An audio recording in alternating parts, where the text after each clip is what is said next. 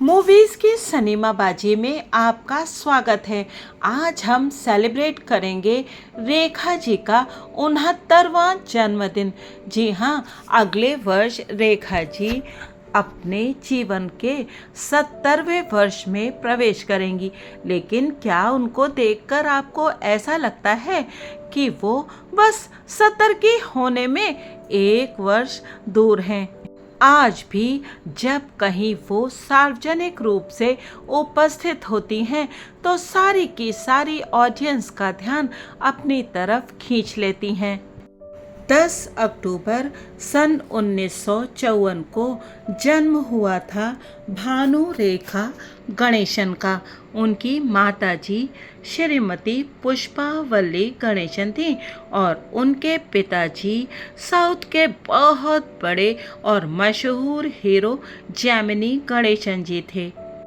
क्या आप जानते हैं कि रेखा जी फिल्मों में आना नहीं चाहती थीं, लेकिन अपनी फैमिली को सपोर्ट करने के लिए उन्हें फिल्मों में आना पड़ा। रेखा जी तो शादी करके घर बसाना चाहती थीं।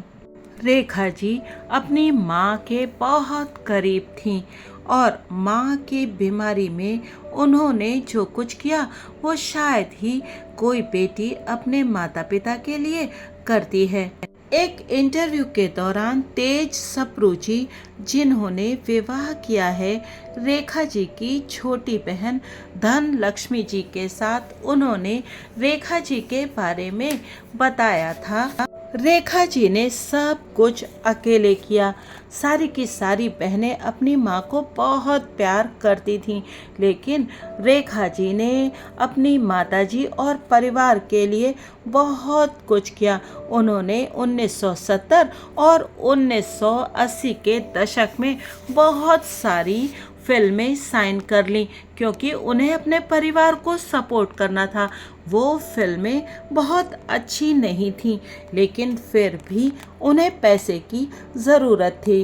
वो जितनी ज़्यादा फिल्में साइन करती उतना ही पैसा घर में आता।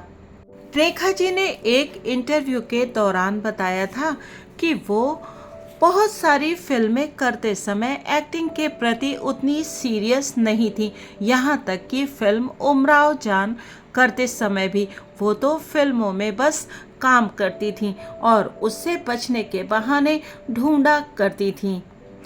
1990 के दशक में जब उनकी साथी हीरोइंस माँ और भाभी के रोल करने लगी थीं, रेखा जी तब भी लीड रोल साइन कर रही थी, जैसे कि फिल्म खून भरी मांग और फूल बने अंगारे। लेकिन उसके बाद उनकी बहुत सारी फिल्में बहुत अच्छी नहीं चली और कहना चाहिए कि धीरे धीरे रेखा जी के कैरियर का एंड आने लगा था। लेकिन फिर भी आप जब फिल्म इंडस्ट्री में होते हैं तो आपको चर्चा में बने रहना ही होता है और इसके लिए रेखा जी ने एक बड़ा अच्छा उपाय अपनाया, जो था फोटोशूट्स कराने का। और उस समय उन्होंने बहुत ज़्यादा भव्य और खूबसूरत फोटोशूट्स कराए और उनकी कैमरा के साथ बहुत अच्छी बनती थी। उनका फेस बेहद फोटोजेनिक है और वो फोटोग्राफ्स में बेहद सुंदर भी लगती हैं। फैशन फोटोग्राफर जयेश सेठ जी ने बताया था कि रेखा जी पहली कलाकार थीं जिन्होंने व्यक्तिगत रूप से थीम बेस्ड फोटोशूट्स बॉलीवुड में करवाए थे। उन्होंने ये भी बताया था कि रेखा जी अपने लुक्स के साथ एक्सपेरिमेंट करना पसंद करती हैं। हालांकि हीरोइंस और हीरोज अपनी इमेज के साथ इतने बंध जाते हैं कि वो कोई भी नया एक्सपेरिमेंट करना नहीं चाहते हैं। यहाँ तक कि हम साधारण लोग भी जिस तरह से ड्रेसअप करते हैं, अपने बाल बनाते हैं, हम उसी तरह से सालों साल करते चले जाते हैं क्योंकि हम रिस्क लेना नहीं चाहते। और बॉलीवुड में तो ये एक आम बात है। और रेखा जी तो फिर भी रेखा ही हैं। वो अपना हेयर, मेकअप और शूटिंग के लिए कॉस्ट्यूम्स का चयन खुद ही करती थीं। अगर आपने उनके फोटो शूट्स को ध्यान से देखा होगा तो आपने ये गौर किया होगा कि रेखा जी पूरी तरह से कपड़ों में ढकी रहती थीं, बल्कि ज़रूरत से ज़्यादा कपड़े पहनती थीं।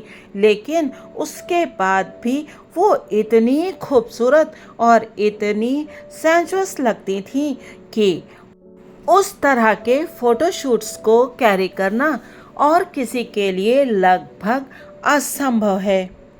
गौतम राज्याध्यक्ष जी, जो कि एक बहुत मशहूर फोटोग्राफर हैं, उन्होंने एक बार रेखा जी के लिए कहा था कि रेखा जी इंडिया की एक अल्टीमेट कवर गर्ल हैं। वो बहुत कठोर काम करने वाली हैं, बहुत हार्ड वर्किंग हैं और केवल एक फोटो के लिए भी बहुत ज़्यादा पेंस लेती हैं। उनके एक भी फोटोग्राफ में आप कोई गलती निकाल नहीं पाएंगे। रेखा जी ने कुछ कंट्रोवर्शियल फोटोशूट्स भी करवाए थे, जिसमें उन्होंने एक न्यूड फोटोशूट करवाया था जिसमें वो काजोल जी के साथ थीं। उस फोटोग्राफ में दोनों एक टॉवल शेयर करती दिखाई पड़ी थीं और वो एक ऐसा दौर था जब हर मैगजीन, हर फोटो शूट में रेखा जी का होना जैसे आवश्यक सा हो गया था और हर मैगजीन चाहती थी कि रेखा जी उनके लिए फोटोशूट करें और रेखा जी एक स्टार से धीरे धीरे एक डीवा में बदल गई थीं और इसी इमेज को सन 1990 की फिल्मों में हमने बखूबी देखा है। आपको याद होगी फिल्म खिलाड़ियों का खिलाड़ी, जो आई थी सन 1996 में और उसमें रेखा जी एक गॉडेस, एक डीवा की तरह लगी थी और उस समय अक्षय जी के साथ उनके अफेयर के चर्चे भी बहुत चर्चा में थे। सच्चाई चाहे जो भी रही हो, रेखा जी ने फिल्म फेयर का बेस्ट सपोर्टिंग एक्ट्रेस का अवार्ड उस वर्ष इस रोल के लिए जीता था।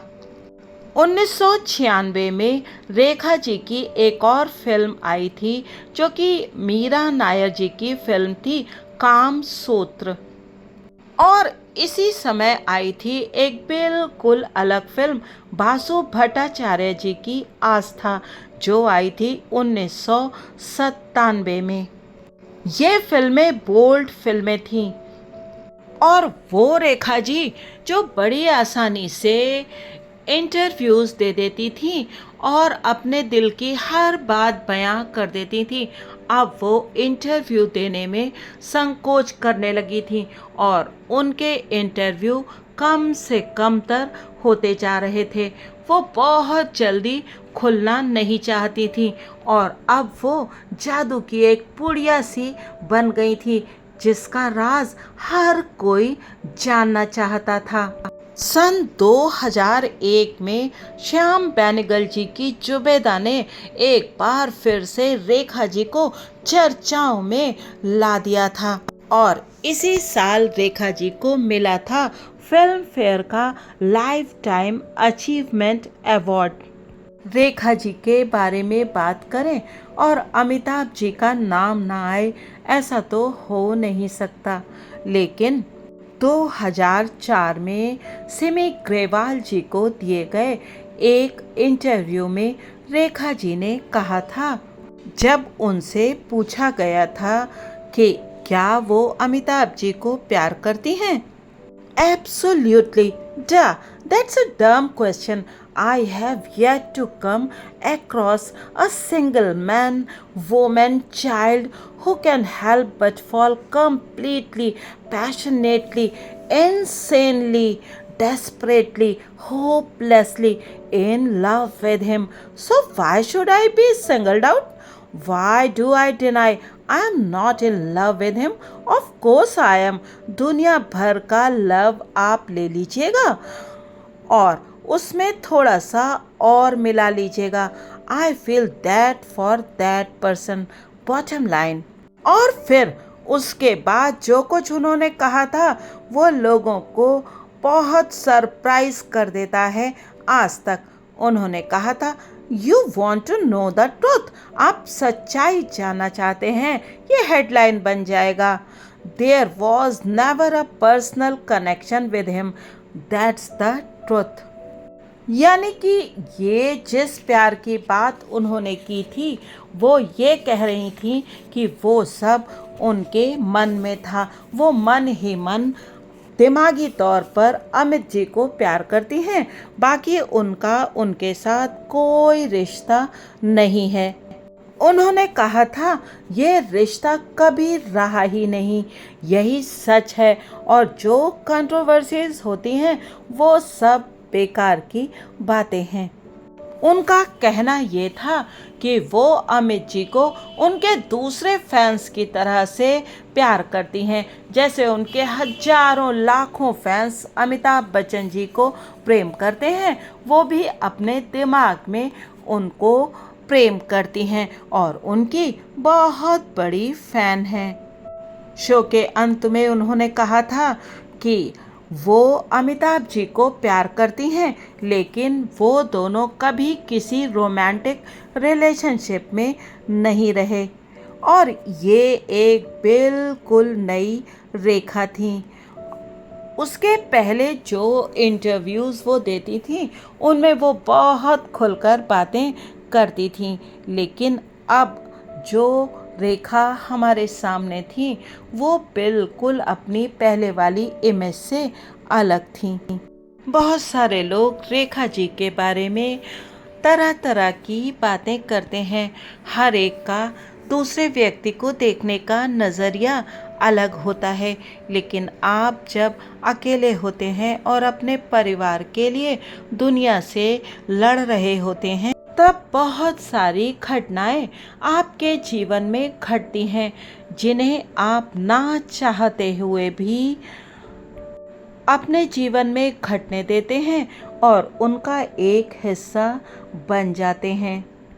रेखा जी ने अपने पिताजी के बारे में भी यही बात की थी कि मैं उनसे बहुत सारी बातें करती हूँ, मानसिक रूप से मैं उनके बारे में सोचती हूँ और उनसे बहुत सी बातें करती हूँ, पर हकीकत में उन दोनों का बहुत ज़्यादा आमना सामना नहीं होता था।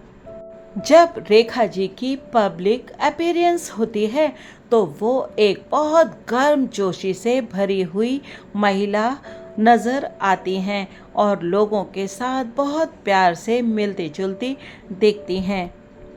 और आज अगर वो अपने जीवन के इस पड़ाव पर अकेले रहना चाहती हैं तो हम सबका क्या हक बनता है कि हम उनको डिस्टर्ब करें। और जैसा मैं अपने वीडियोस में बहुत बार कहती हूँ कि हमें जजमेंटल होने का कोई हक नहीं है। हम किसी दूसरे के जीवन पर टीका टिप्पणी करने का अधिकार नहीं रखते।